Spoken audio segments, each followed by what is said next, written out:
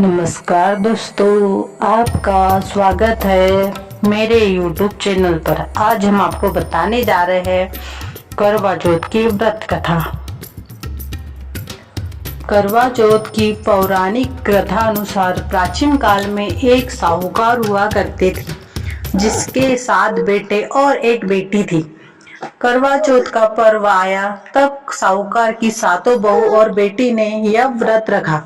शाम को जब साहूकार और उसके बेटे भोजन के लिए आए तो उनसे अपनी बहन की भूख से व्याकुल हाल देखी नहीं गई। उन्होंने अपनी बहन को भोजन करने के लिए कहा, लेकिन बहन ने कहा कि मैं चंद्रमा की पूजा करके ही भोजन करूंगी। काफी समय हो गया।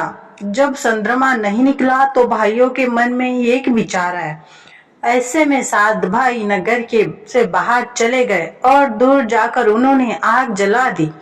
वापस घर आकर उन्होंने अपनी बहन से कहा कि बहन देखो, चांद निकल आया है, तब उसे देखकर अपना व्रत तोड़ दो। भाई बहन की ये चाल समझ नहीं पाई और उसने अग्नि को चांद मानकर अपना व्रत तोड़ दिया। छल से तोड़े गए इस व्रत के कारण उसका पति बीमार हो गया और उसका सारा पैसा उसकी बीमारी में खर्च हो गया। जब साहूकार की बेटी को अपने भाइयों के इस छल और अपनी गलती का एहसास हुआ तो उसने गणेश भगवान की विधि पूजा की और अनजाने में खुद से हुई भूल की क्षमा मांगी, जिससे उसका पति ठीक हो गया। धार्मिक मान्यताओं के अनुसार ये व्रत सबसे पहले शक्ति स्वरूपा देवी पार्वती ने भगवान विष्णु के लिए रखा था। कहते हैं इसी व्रत के प्रभाव से उन्हें अखंड सौभाग्य की प्राप्ति हुई थी।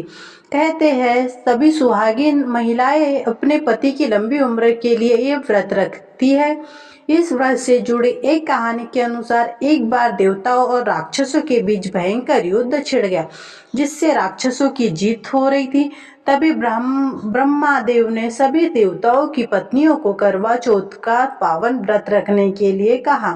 कहते हैं इसके बाद कार्तिक माह की कृष्ण चतुर्थी के दिन सभी देवताओं ने अपने पतियों के लिए व्रत रखा, जिससे देवताओं की जीत हुई। ऐसा माना जाता है कि इसके बाद से ही इस व्रत को रखे जाने की शुरुआत हो गई थी।